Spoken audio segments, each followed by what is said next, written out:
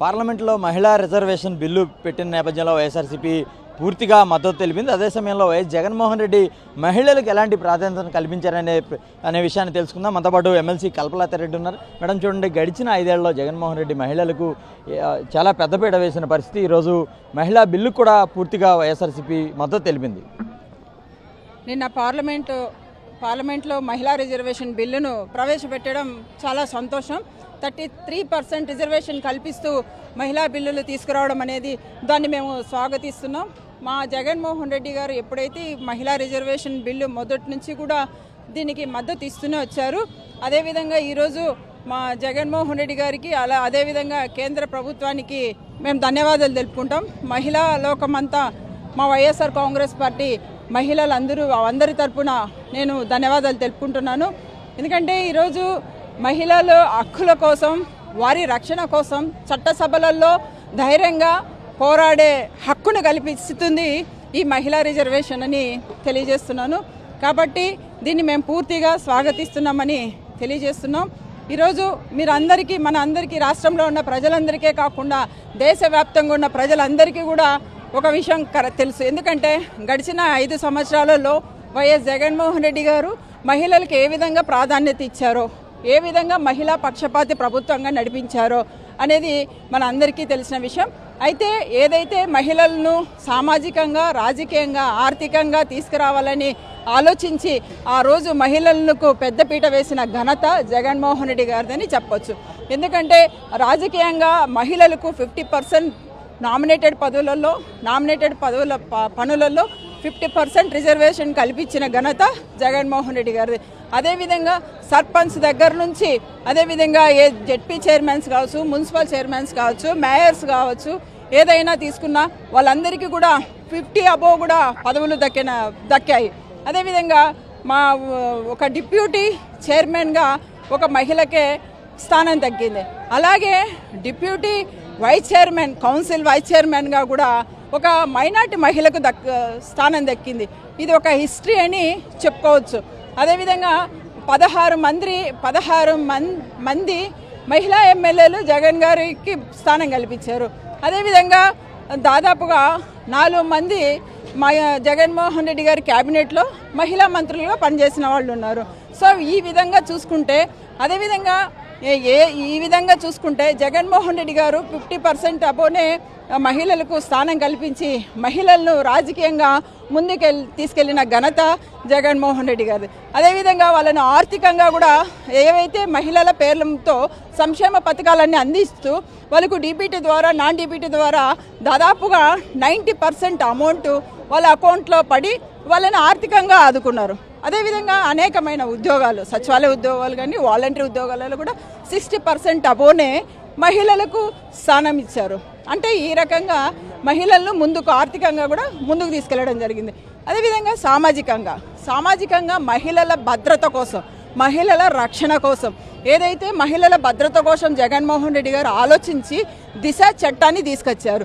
ఏదో పక్క రాష్ట్రంలో ఒక మహిళకు అన్యాయం జరిగితే అక్కడ జరిగిన అన్యాయాన్ని ఏ మహిళకు, ఏ ఆడబిడ్డకు జరగకూడదని ఆంధ్ర రాష్ట్రంలోకి ఒక దిశ చట్టాన్ని తీసుకొచ్చి దాన్ని అమలుపరిచే ప్రయత్నం కూడా జగన్మోహన్ రెడ్డి గారు చేశారు. ఎందుకంటే దిశ యాప్స్ కానీ, పోలీస్ స్టేషన్స్ కానీ తక్షణమే ఎవరైతే మహిళకు ఆపద వస్తుందో వెంటనే వాళ్లకు అందుబాటులోకి వచ్చే విధంగా దిశ చట్టాన్ని తీసుకొచ్చి వితిన్ సెకండ్స్లోనే ఏదైతే ఎవరైతే నేరం చేస్తారో వాళ్ళకి యాక్షన్స్ తీసే విధంగా దిశ చట్టాన్ని తీసుకురావడం జరిగింది. దిశ యాప్ను కూడా తీసుకురావడం జరిగింది. ఈరోజు చూసుకుంటే మహిళల పట్ల జగన్మోహన్ రెడ్డి గారు అనేకమైన విధాలుగా ఆలోచించి వాళ్ళని అన్ని విధాలుగా ముందుకు తీసుకెళ్లిన ఘనత జగన్మోహన్ రెడ్డి గారిదని ఈ సందర్భంగా తెలియజేస్తున్నాం. మరి చూసుకుంటే నిన్న పార్లమెంటు సమావేశాలలో మనం ఏదైతే రిజర్వేషన్ బిల్లులకు మద్దతు ఇచ్చామో, అదేవిధంగా మహిళా రిజర్వేషన్ బిల్లుల మద్దతు చర్చలో ఎంపీ గారు శబరి మాటలు నిజంగా చాలా అభ్యంతరకరంగా ఉన్నాయని నేను తెలియజేస్తున్నా. ఎందుకు ఆమె జగన్మోహన్ రెడ్డి రూలింగ్లో మహిళలకు బ్లాక్ డే అంట. అసలు మీరు ఆ మాట ఎట్లా అంటున్నారో ఎంపీ కానీ నాకు అసలు అర్థం కాలే. ఎందుకు మీరు ఒకసారి గమనించండి. బ్లాక్ డే అనేది ఎవరి రూలింగ్లో ఉండింది అనేది మీరు ఒకసారి గమనించుకోమంట.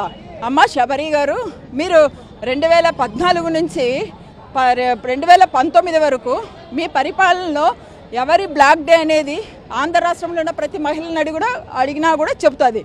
అదేవిధంగా మళ్ళీ ఇప్పుడు 22 నెలలుగా వస్తుంది. ఎక్కడ మీరు మహిళలకు భద్రత ఇస్తున్నారు? ఎక్కడ మీరు మహిళలను కాపాడుతున్నారు? ఇప్పటికీ వాళ్ళ మీద దాడులు జరుగుతున్నాయి, హత్యలు జరుగుతున్నాయి, అత్యాచారాలు జరుగుతున్నాయి. ఎక్కడ మీరు రక్షణ కల్పిస్తున్నారని నేను శబరి గారికి అడుగుతున్నా. అమ్మ శబరి, నేను స్ట్రైట్గా ఒకే క్వశ్చన్ అడుగుతున్నా. మీకు సీఎం ఆఫీస్లో ఒక అధికారి మిమ్మల్ని ఇన్సల్ట్ చేశాడు, మిమ్మల్ని అవమానించాడు. ఆ అధికారి మీద ఏం యాక్షన్ తీసుకున్నారు మీరు? నీకే ఒక ఎంపీగా మీకే భద్రత లేదు, మీకే రక్షణ లేదు, మీకే గౌరవం లేదు. ఇంకా సామాన్య మహిళలకు ఈ ప్రభుత్వంలో గౌరవం దక్కుతుందా అని నేను అడుగుతున్నా. అదేవిధంగా చూసుకుంటే మీ ముచ్చమూరి మీ ప్రాంతంలోనే, మీ ఊరిలోనే 9th క్లాస్ చదివే అమ్మాయిని అత్యాచారం చేసి ముక్కలు నరికి నదిలో పడేస్తే ఈ రోజుకు ఆ శవాన్ని కూడా వెతికి తీసే పరిస్థితిలో మీరు లేరు. మీరు మాట్లాడతారా? మీరు మాట్లాడతారా మా జగనన్న రూలింగ్ గురించి? అసలు నేను మిమ్మల్ని అడుగుతున్నా, మా జగనన్న పరిపాలన గురించి మీరు అడుగుతున్నారా అని నేను శబరి గారికి స్ట్రైట్ క్వశ్చన్ అడుగుతున్నాను. చాలా ఉన్నాయి, ఇంకా చాలా చెప్పుకుంటూ పోతే కూడా ఈరోజు మీ ప్రభుత్వం చేసే అన్యాయాలు కానీ, ఈరోజు మహిళల మీద చేసే దాడులు కానీ ఇప్పటికి కూడా మీ కూటమి ప్రభుత్వంలో ఉన్న నాయకులు మహిళల మీద అనేక రకాలుగా ఇబ్బందులు గురి చేస్తున్నా కూడా ఏమాత్రం మీరు యాక్షన్స్ తీసుకున్నారు? ఎక్కడ ఏం యాక్షన్స్ తీసుకోలేదే. మీరా మహిళలను గౌరవించేదని నేను అడుగుతున్నాను.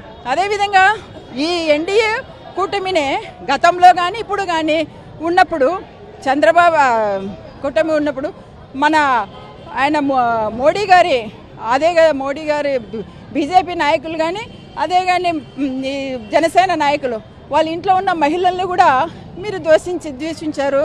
కానీ మీరేం మాట్లాడలేదే, అప్పుడు కూడా మీరేం మాట్లాడలేదే. ఇవన్నీ జరుగుతున్నా కూడా మీరు ఎక్కడ క్వశ్చన్ చేయరు.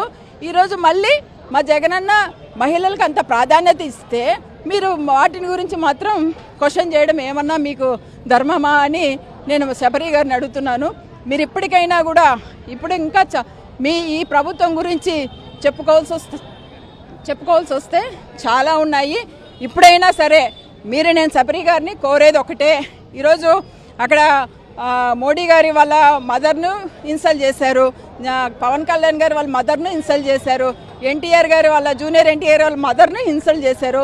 సో వాళ్ళందరి తరపున మీరు వచ్చి క్షమాపణ, మీ ప్రభుత్వం తరపున మీరు వచ్చి క్షమాపణ చెప్తే అప్పుడు మీరు ఏదన్నా కానీ మీ క్వశ్చన్ చేసే రైట్స్ మీకు ఉంటాయని ఈ సందర్భంగా శబరి గారికి తెలియజేస్తూ, అదేవిధంగా ఈ ప్రభుత్వము మా జగనన్న ప్రభుత్వం మహిళా పక్షపాతి ప్రభుత్వము, అదే ఈ ప్రభుత్వం మహిళా కక్షపాతి ప్రభుత్వాన్ని ఈ సందర్భంగా తెలియజేసుకుంటున్నాను. Thank you. మొత్తానికి పార్లమెంట్లో మహిళా బిల్లుకు వైఎస్ఆర్సీపీ పూర్తి మద్దతు తెలుపుతూనే అదే సమయంలో ఏదైతే కూటమి ప్రభుత్వానికి సంబంధించిన నాయకులు తమపై చేస్తున్న విమర్శలు కూడా వైఎస్ఆర్సీపీ నేతలు ధీటుగా సమాధానమిస్తున్నారు. జగన్మోహన్ రెడ్డిని విమర్శించే హక్కు కావచ్చు, అర్హత కానీ టీడీపీ నేతలకు లేదని ఏదైతే చెప్తున్నారు. అలాగే ఏదైనా సరే కూడా వైఎస్ఆర్సీపీని విమర్శించాలంటే కనుక గతంలో జరిగిన పరిస్థితులు కావచ్చు, ప్రస్తుతం మహిళలకు జరుగుతున్న దారుణాల మీద టీడీపీ నేతలు సమాధానం చెప్పాలని ఛాలెంజ్ చేస్తున్న పరిస్థితి కనబడుతుంది.